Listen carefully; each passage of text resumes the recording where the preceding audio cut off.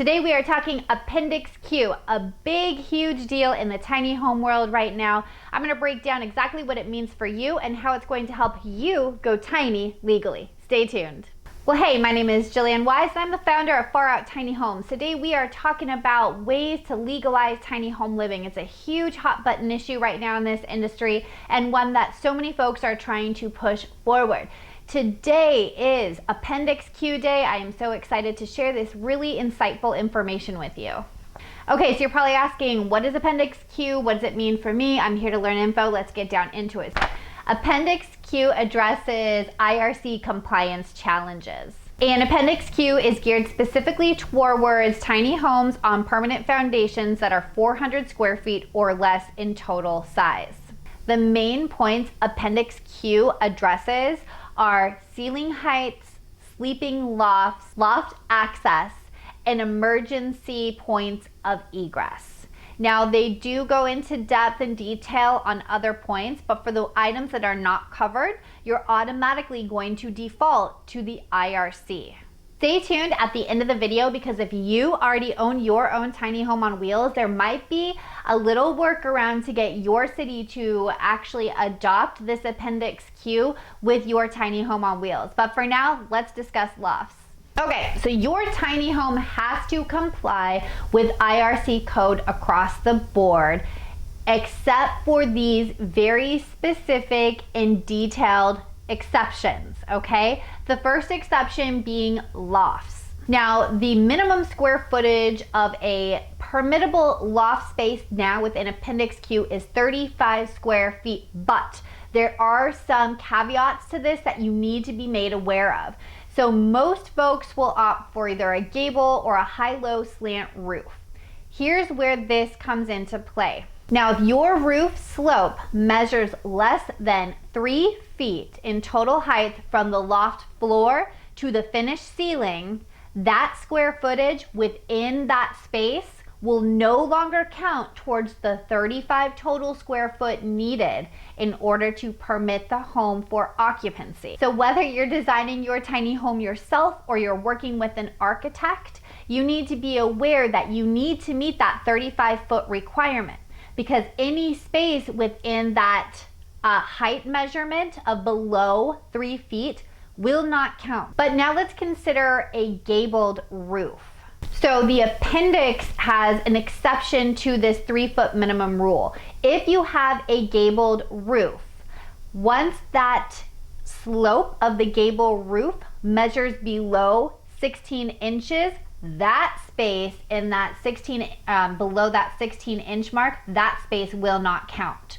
So they did go ahead and measure that. Obviously, the gable is that double slope. And as you get down closer to the sides, obviously that floor to ceiling height is very, very small. So if you're deciding to go with a gable, let's keep that in mind as well to make sure that you hit that 35 square foot mark. Now, last considerations are going to be the horizontal measurement in any direction. The loft must be 5 feet in width. There is no exception to this rule. It must meet that width mark. All right, so now let's get into ceiling height. And this is the big one for tiny homes because generally speaking in IRC, the minimum ceiling height is 7 feet, which would just be like incredibly crazy in a tiny house. You'd have this really, really tall structure that's rather narrow and kind of funky looking.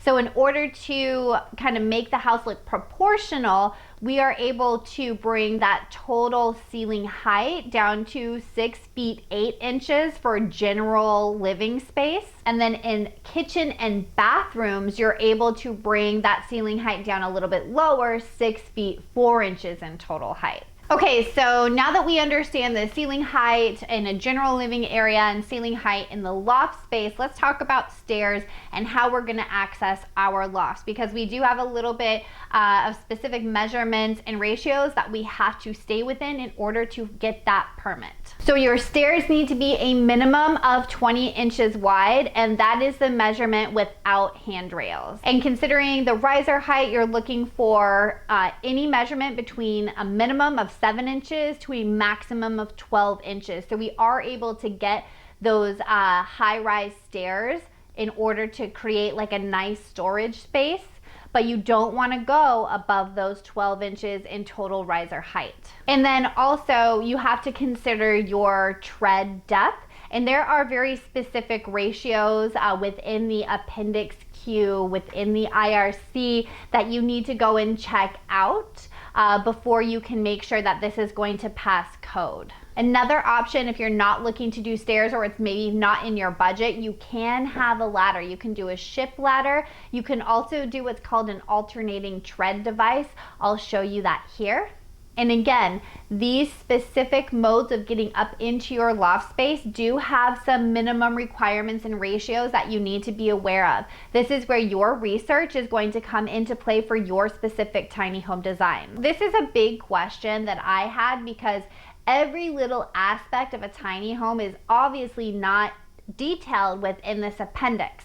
So if you do not see your question, or if you do not see your area of your tiny home addressed in Appendix Q, that is when you default to IRC, and you have to build by the International Residential Code for anything that is not adopted into this specific appendix. So let me give you an example. You'll notice how I haven't said anything about installation. Well, that's because you're going to need to refer back to the IRC to get your specific R values of what the IRC is going to deem permittable. Okay, so I hope you understand that. And of course, I want to see those questions. If you're like, okay, wait a minute, you did mention this, or something isn't coming together in your mind, use the comment section. I check them. I get notifications on my phone for them. I will try to be as responsive as I possibly can be. So if something comes up, I promise I'll get back to you within 24 hours. All right, so now on to emergency egress and rescue, and what does that even mean? Okay,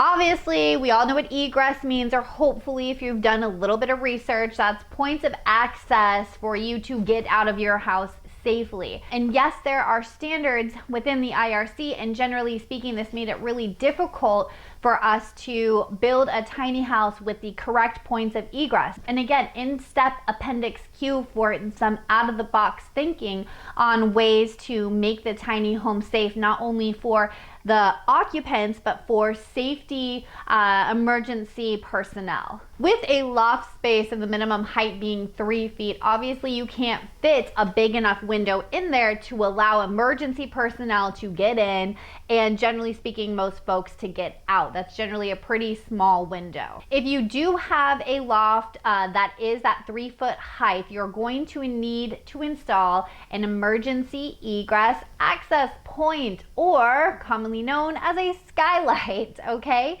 So they have now deemed that skylights, if of a certain size, that can be your point of egress in case of an emergency. So here's the deal with that. This skylight cannot be more than 44 inches from the floor of the loft.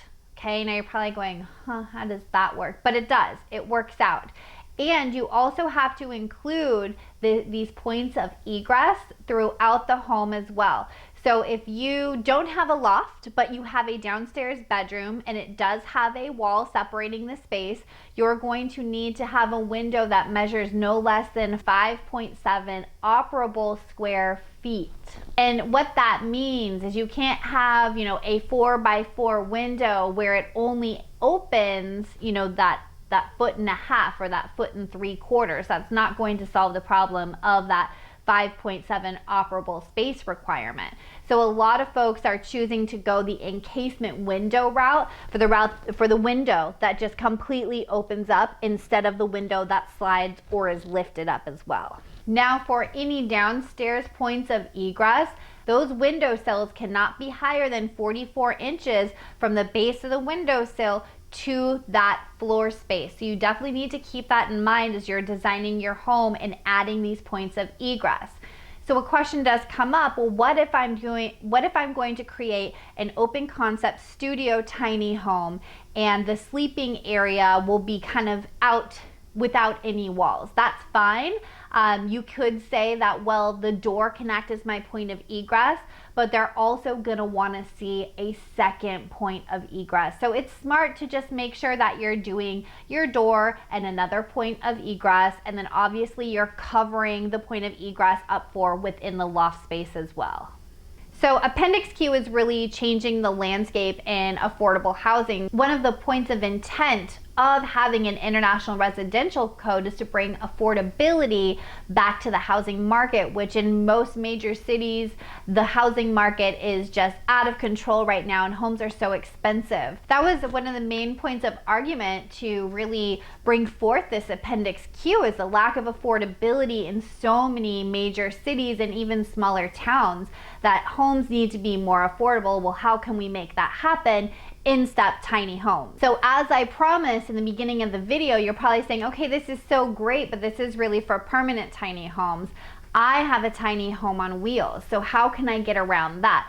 There is a little bit of a hack. It's going to take research on your behalf and working with your zoning and planning and safety council to make sure that if they're going to allow this, it is done correct. Because again, I know that not everybody believes that there should be rules for the way of life, but when you really get into the IRC, some of it is like ridiculous, but the whole point is to make sure that your structure is safe, and they're doing it as a favor to you so you and your family can be safe in your dwelling. Okay, so it's not all bad. Is it needed? Yes, it is needed. Do we need to have more progressive attitude towards it? Yes, we do. So let's talk trailer. How do we make this happen? In the IRC 2015, there is a section known as R104.11. And the title is Alternative Materials, Design and Method of Construction and Equipment.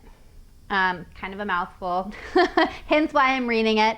But basically what you do is you go to a licensed professional, an architect, a structural engineer, and you say, hey, I have this tiny home that meets all these points within Appendix Q, but it's on a trailer. I've met all the provisions of the code through the Appendix Q, and then you're going to go to move forward with an architect and tell them that we must meet intent of the code, which is the safety requirement, right? So IRC section R103.1, this is where affordability is mentioned, and this can help with you win your argument, right? But basically within that R104.11, you need to detail how you're going to be tying that home down to a foundation if you're keeping it onto the trailer. So possibly suggesting, tying down the walking around the home to meet load path and safety. And those are the items they're going to want you to cover when you work with this architect to propose placing your tiny home on a parcel and deeming it, a dwelling structure and having it be permitted. So is it many more steps? Yes, it is. Is it going to work? I don't know. I mean, you can definitely try. I would say that if you're already meeting all of the requirements within Appendix Q within your tiny home, yet you have it on this trailer, why not try? I mean, you have the information right here. One thing that I was advised on, if you do want to go this route, don't be confrontational. I know it could turn into an argument, especially if they push you away, but if you approach them with an open mind and the understanding that their codes are to keep you safe, they will be more willing to work with you versus somebody that comes in and is like, you guys need to do this and I have this home and da da da da da. So just try to keep that in mind. And I know that it's hard, especially when you are kind of frontiering this perhaps in your city. You're the first person that goes to zoning and planning and says, hey, this is what I'd like to do. Now, as we wrap up, I have an additional little nugget of information. So for those of you that are still hanging around, good on you, because this is really important to understand the difference here. So code and zoning are two different things, and if you are going to approach either one of them, let's take some time to understand the difference so you sound intelligent and you're speaking to the right people. So your codes department, they are going to understand the ins and outs of what you build and how you build it. If you have code questions, you don't need to call the zoning department. You need to get in touch with the folks at the coding office, and they're going to be able to tell you, what you can build and how you can build it. Now, there might be something where you do have to get different zoning, but if you're going this permanent housing route, the residential zoning will be just fine. that wraps it up for us here today. We have some incredibly huge news for our folks in Las Vegas that we can't wait to share. The message is coming soon. I know that people are like, why do you do this kind of stuff? I just want to make sure that I have a few of the kinks worked out before we are going to move forward with this huge endeavor, but we are so excited to share it with you. And I want to let you know that if you are in Las Vegas and you are wanting to go tiny, there is hope, and we are going to lead the way here. So stay tuned for more. As always, I appreciate you guys so much. I cannot believe there are over 1,000 of you who are interested in what we're doing here. It makes me believe in humanity and that we are doing something right. So let's keep this movement moving. Do the question thing below. I will get back to you. Let me know how I'm doing. Let me know the information you need, and I will do my best to bring it to you. At this point, you all know what to do. Keep it groovy. All right, bye guys.